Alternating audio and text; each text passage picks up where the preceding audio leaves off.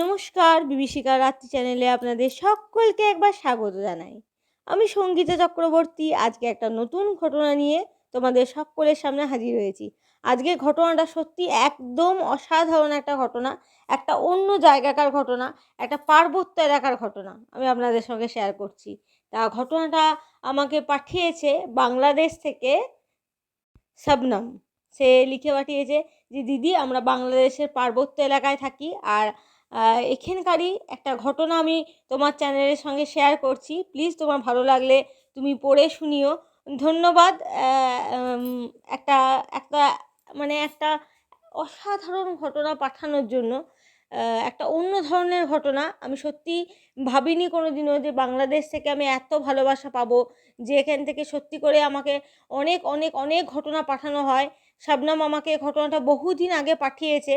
তা আমাদেরই team select করেছে, তারপরে অনেক দিন চলে গেছে, ঘটনাটা আমার পড়া হয়নি। আজকে আমি পড়ে শোনাচ্ছি। শবনম প্লিজ, তুমি যদি শুনো তাহলে তুমি জানিও যে তোমার ঘটনাটা কীরকম লাগলো। আমি জানি তুমি আমার চ্যানেলের শ্রোতা, প্রায়ই তোমাকে আমি দেখতে পাই যে তুমি আমার চ্যানেলটাকে ফলো করছো, ঘটনাগুলো শুনছো। তাই জন্যে তোমাকে আমি বিশেষভাবে জানাচ্ছি যে আজকে তোমার ঘটনাটা যেহেতু আমি পড়ে শোনাচ্ছি, তুমি এটা শুনে জানিও যে ঘটনাটা তোমার আমার মুখে শুনে কীরকম লাগলো। চলুন বন্ধুরা, ঘটনাটার দিকে এগিয়ে যাওয়া যাক। এটা একটা পার্বত্য এলাকার ঘটনা। সে বলেছে যে আমরা পাহাড়ে জুম চাষ করি।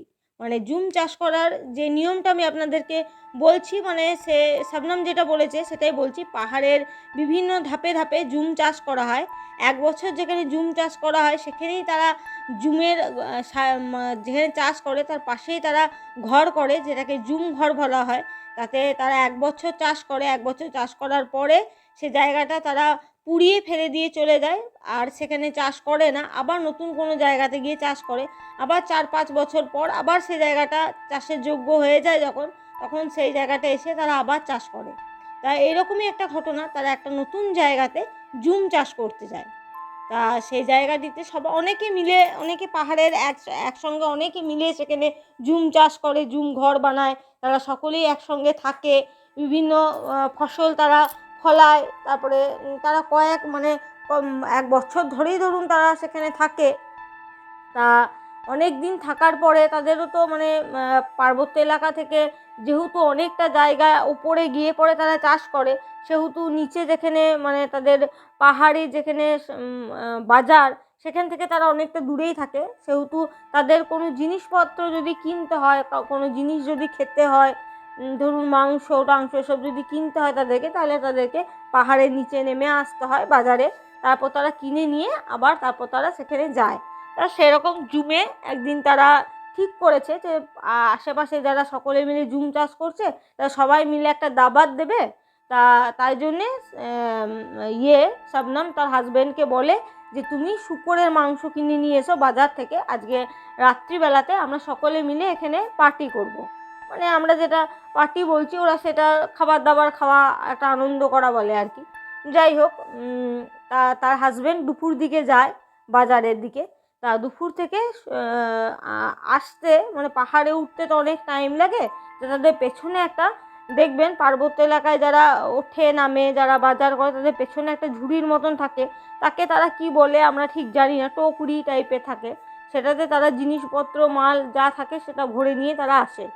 তা তার হাজবেন্ড সেই ইয়েটাতে শুকরের মাংস, নাপ্পি, আরও কিছু কিছু জিনিস তারা বয়ে নিয়ে আসছিল ওই দাবাতে রান্না করার জন্য আর কি। তা কিছুটা রাস্তা আসার পর তার হাজবেন্ড একটা জায়গাতে বাথরুম করে, টয়লেট করে। ঠিক তারপর থেকে তার কানে একটা হেডফোন গোঁজা ছিল, এক কানে হেডফোন গোঁজা ছিল, আর একটা ইয়ারফোন, আর একটা কান কিন্তু খোলা ছিল। কারণ যদি কোনো কেউ পার্বত্য এলাকায় যদি কেউ বিপদে পড়ে যায়, যদি ডাকাডাকি করে, যাতে আরেকটা কান দিয়ে শুনতে পাওয়া যায়, তাই জন্য একটা কান খোলা রেখে আরেকটা কানে সে গান শুনতে শুনতে আসছিল। কিছুটা রাস্তা আসার পরেই সে বুঝতে পারে যে তার যেন সেই পেছনের সেই ঝুড়িটা কেউ ঝাপটা মেরে নেবার চেষ্টা করছে। ও ভাবছে, ও অতটা কিছু বুঝতে পারেনি। ও ভাবছে কি বলতো, যে পার্বত্য এলাকাতে যদি কোনো জন্তু জানোয়ার পেছনে লেগেছে বা কিছু, সে শক্ত করে সেটাকে আরও ভালো করে নিয়ে তাড়াতাড়ি ওঠার চেষ্টা করছে। অনেকটা রাস্তা উঠে যাওয়ার পরে কিছুক্ষণ পর যেন মনে হচ্ছে তার সঙ্গে সঙ্গে কেউ আসছে, আর তাকে বারবার করে বলছে ওটা নিয়ে যাস না, ওটা দিয়ে দে, ওটা নিয়ে যাস না, ওটা দিয়ে দে, ওটা নিয়ে যাস না, ওটা দিয়ে দে, অনেকবার তাকে বলেছে। এবার সে সেই জিনিসটাকে না ইগনোর করে দিয়েছে পুরো। মানে ও ভেবেছে কি হচ্ছে কি না, ও ঠিক কতটা জিনিসটা একদম বুঝতে পারেনি। যাকে বলে ও এত মানে ভূত প্রেত এইসব জিনিসগুলো বিশ্বাস করেও না, আগেও করতো না। বাট এই জিনিসটা ঘটনাটা যদি পুরোটা শোনানো হয় তারপরে আপনি বুঝতে পারবেন যে মানুষের অবিশ্বাস থেকে কিভাবে বিশ্বাসে জিনিসটা ফেরত আসে আর কি। যাই হোক, সে সমস্ত জিনিসপত্র কিনে নিয়ে এসে সে বাড়িতে আসে রান্না করার জন্য। সমস্ত জিনিস জোগাড় হয়ে গিয়েছিলো, জুমের যা শাক সবজি যা থাকে সব রান্না বান্না হয়ে গিয়েছিলো। একমাত্র শূকরের মাংসটা নাপিতের জন্যই তারা অপেক্ষা করছিল। তা শূকরের মাংসটা এনে যখন তার স্ত্রীকে দেয় আর কি, মানে শবনমকে, তখন সে বার করে যখন সেটা কেটে মানে গোটা গোটাই দিয়ে দিয়েছে, সেটা এখন পিস পিস করে পরিষ্কার করবে, তখন দেখে যে শূকরের মাংসটা পুরো একদম গলে গেছে। মানে হাত দিলে পরেই যেন মনে হচ্ছে হাড় থেকে বেরিয়ে চলে আসছে। ও তখন বলে যে তুমি কি মাংস নিয়ে এসেছো, মাংসটা পুরো একদম পচা। যে সে কী করে বলে, একদম টাটকা একদম নিয়ে এলাম, মাংসটা কাটছিল, আমি দেখছিলাম রক্ত পড়ছিল, এত দেখো তুমি রক্ত লেগে রয়েছে, যদি টাটকা না হতো তাহলে কি এত রক্ত থাকতো নাকি। বলে যাই হোক, যেভাবেই হোক জিনিসটা কিন্তু নষ্ট হয়ে গেছে, এটা কিন্তু আর রান্নার যোগ্য নেই। তা বলে ঠিক আছে তুমি তাহলে এটা ফেলে দাও, আমি আমাদের পাহাড়ি যে আমরা যে মুরগিগুলো রেখেছি, মানে দেশি মুরগি আর হাঁস রয়েছে, সেই দেশি মুরগি আর হাঁস দিয়ে রান্না করে নেবে, শূকরের মাংস তখন অন্য আরেকদিন এনে দেবো, সেদিনকে করবে। বলে ঠিক আছে তাই। তখন ওদের জুম ঘরের পাশেই একটা নালি ছিল, সেই নালিটার পাশে যখন ফেলতে গেছে জিনিসটা, তখন দেখছে একটা ছায়া মূর্তি দাঁড়িয়ে রয়েছে। আর সে যখনই শূকরের মাংসটা ফেলে দিল, তখনই যেন সে মাংসটা থেকে মানে হাড় থেকে মাংসটা ছাড়িয়ে ছাড়িয়ে যেন কে খাচ্ছে। ওই অবস্থায় দেখে ওর বউ বমি করতে করতে ওইখান থেকেই মানে ওইখানে চলে এসে ওইখানেই অজ্ঞান হয়ে যায়। তখন তাকে জল টল দেওয়া হয়, ওঠানো হয়, কিছুক্ষণ পাখা হাওয়া করা হয়। তারপর যখন জ্ঞান ফেরে তখন সে ঘটনাটা শেয়ার করে যে সে যখন ওই শূকরের মাংসটা ফেলতে গিয়েছিল, তখন একটা কালো ছায়া মূর্তি ওখানে দাঁড়িয়েছিল। আর সে যখন শূকরের মাংসটা ফেলে দেয়, তখন ওই শূকরের মাংসটা থেকে হাড় ছাড়িয়ে ছাড়িয়ে ওই জিনিসটা আর কি খাচ্ছিল। তখন শবনমের হাজব্যান্ড বলে যে আমি যখন শূকরের মাংসটা কিনে রাস্তা দিয়ে আসছিলাম, তখন কিছুক্ষণ আসার পরে আমি একটা জায়গাতে টয়লেট করি, তারপর থেকেই আমার মনে হচ্ছিল যে আমার ওই পেছনের যে ইয়েটা রয়েছে, ঝোড়াটা রয়েছে, ওটা যেন কেউ ঝাপটানোর চেষ্টা করছে। আমি সেই জিনিসটাকে অতটা কেয়ার করিনি, আমি ভাবলাম কোনো পশুতে বা কিছুতে হবে হয়তো। আর তারপরে আমাকে গোটা রাস্তায় আমি যখন আসছিলাম, তখন যেন মনে হচ্ছিলো আমার সাইডে সাইডে কেউ বলতে বলতে আসছিল যে যেটা নিয়ে যাচ্ছিস ওটা দিয়ে যা, যেটা নিয়ে যাচ্ছিস ওটা দিয়ে যা। বাট আমি ওটা ইগনোর করে দিই, আমি ওটা মানে আর কি দিই নাইকো আর কি। যাই হোক, তারপরে সেই জিনিসটা আর কি তারা ভাবে যে সেই জিনিসটা আর কি মিটে গেল, আর কোনো কিছু ঘটলো না। কিন্তু ঘটনাটা এইখানেই কিন্তু সমাপ্ত হয়ে যায়নি। ঘটনাটা এর পরেও কিন্তু কয়েকবার ঘটেছিল। যখনই তারা কোনো কিছু রান্না বান্না করতো বা কোনো কিছু করতো, তখনই কিন্তু যেন মনে হতো যে কোনো ছায়ামূর্তি তাদের ঠিক ওই জুম ঘরটার পাশেই দাঁড়িয়ে রয়েছে।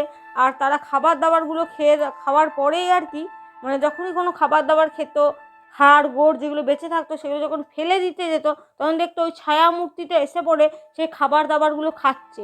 এরকম কয়েকদিন দেখার পরেই তাদের আস্তে আস্তে শরীর খারাপ হওয়ার চেষ্টা হয়। তারপরে তারা ওই জুম ঘরটা ছেড়ে দেয়, ছেড়ে দিয়ে অন্য আরেক জায়গায় জুম ঘর করে। এখন সেখানে তারা স্টেবল বা ঠিকঠাকভাবে আছে। আর তারা তাদের যে মুরব্বিরা থাকে তারা মিলে তাদের ঘরটাকে বেঁধে দেয়, জুম ঘরটাকে বেঁধে দেয়, যাতে আর সেই ছায়ামূর্তিটা তাদের কাছে না আসতে পারে। আর সে নিজে বলেছিল যে আমি এই পার্বত্য এলাকার যে ঘটনাটা তোমাদেরকে শেয়ার করলাম, সে ঘটনাটার জায়গাগুলো শেয়ার করতে পারলাম না। তার কারণ হচ্ছে যে জুম ঘরের এখানে অনেকই মানুষই আসে, চাষ করতে আসে, জিনিস নিয়ে আসে, যাতে রাস্তাঘাটে তারা ভয় না পায়, সেহেতু জায়গাটার নাম আমি মেনশন করতে পারলাম না। বাট আমি এই ঘটনাটা আমার স্বচক্ষে দেখা একটা ঘটনা, আর আমাদের সঙ্গে যে বেশ ভয়াবহভাবে এই ঘটনাটা ঘটেছিল। সত্যি করে আমি নিজে যদি এই জায়গাতে থাকতাম, আমি নিজেও থাকতে পারতাম না। মানে যেভাবে ওদের সঙ্গে এই জিনিসটা ঘটেছে, মানে যে জিনিসটা ওরা ট্রাভেল করেছে আর কি। ভাবুন যে রান্না করে খাওয়ার পরে যে জিনিস উচ্ছিষ্টগুলো যেগুলো ফেলে দেওয়া হচ্ছে, সেগুলো একটা ছায়ামূর্তি এসে পড়ে প্রত্যেক দিন খাচ্ছে। তারপরে সেখানেই মানে বলছে যে সেই জায়গাটাতে যেন মনে হচ্ছিলো কয়েকদিন ধরে যখন থাকছিলো যেন মনে হচ্ছিলো যে মানে অল টাইম যেন একটা নেগেটিভ কোনো কিছু এনার্জি আমাদেরকে ঘিরে রাখছে। আমরা রান্না করতে পারছি না, কাজ করলে মানে জুম ঘরের থেকে যখন কাজ করে আসছি, ঘরে এসে যেমন খাওয়া দাওয়া করে একটু রেস্ট নিলে পরে আমাদের শরীরে যেমন শক্তি আসে, আমাদের যেমন সমস্ত এনার্জি যেন ওখানে জুম ঘরে ঢুকলেই খতম হয়ে যাচ্ছিলো। একটা নেগেটিভ এনার্জি এইভাবে আমাদের মধ্যে চলে এসেছিলো ওই খাবারটা নিয়ে আসার পর থেকে। যাই হোক, ধন্যবাদ শবনম একটা এত সুন্দর ঘটনা আমাদের সঙ্গে শেয়ার করার জন্য। প্লিজ তোমার ঘটনাটা আমি পড়ে শোনালাম, তোমার কাছে যদি আরও এরকম কোনো ঘটনা থেকে থাকে তাহলে তুমি আমাকে পাঠিও, আমি আমার চ্যানেলের তরফ থেকে নিশ্চয়ই পড়ে শোনানোর চেষ্টা করব। আর বাংলাদেশের সকল শ্রোতাদেরকে অনেক অনেক ধন্যবাদ যে তোমরা আমার ঘটনাগুলো শুনছো। তোমাদের কাছে যদি এরকম কোনো ঘটনা থেকে থাকে তাহলে তোমরা আমার চ্যানেলে পাঠিও। ডেসক্রিপশন বক্সে আমার মেল আইডি দেওয়া আছে, মেল আইডিতে তোমরা অতি সহজেই ঘটনা পাঠাতে পারবে। অনেকেই ঘটনা পাঠাচ্ছে, প্রচুর প্রচুর ঘটনা আমার কাছে রিকোয়েস্টে আসে, যেগুলো আমি নিজে অনেক সময় হয়তো পড়ে শোনাতে পারি না, বাট আমি নিজে কিন্তু পার্সোনালি প্রত্যেকটা ঘটনা পড়ি। আর আমার ভীষণ ভালো লাগে এটা ভেবে যে তোমরা সকলেই আমাকে ভালোবাসা দিচ্ছ। যাই হোক, ধন্যবাদ। আর প্লিজ আমার চ্যানেলটাকে সাবস্ক্রাইব করবে যারা আমার চ্যানেলটাকে শুনছো। আর আমার চ্যানেলটা যাতে আমি আরও এগিয়ে নিয়ে যেতে পারি, প্লিজ প্লিজ প্লিজ তোমরা সাপোর্ট করো, চ্যানেলটাকে সাবস্ক্রাইব করো, ঘটনাগুলো শোনো। আর প্লিজ আমাকে কমেন্ট করে জানিও যে আমার ঘটনাগুলো কীরকম হচ্ছে।